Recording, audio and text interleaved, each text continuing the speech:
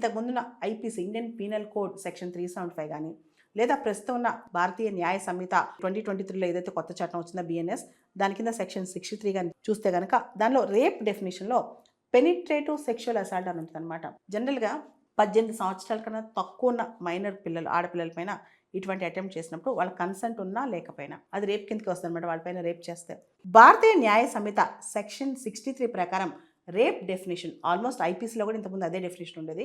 ఇది penetrative sexual assault అంటే a man is said to commit rape when he penetrates his penis to any extent into vagina, mouth, urethra or anus of a woman.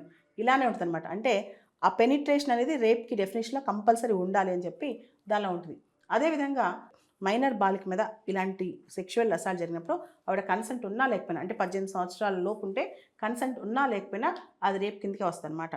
So any attempt by a man on a women against her will without her consent with her consent when her consent has been obtained putting her or any other person in fear of death or hurt and భయపెట్టి ఆవిడపైన అఘాయిత్యం చేసిన so ఆ టైంలో అదన్నీ కూడా rape కిందకి వస్తాయి.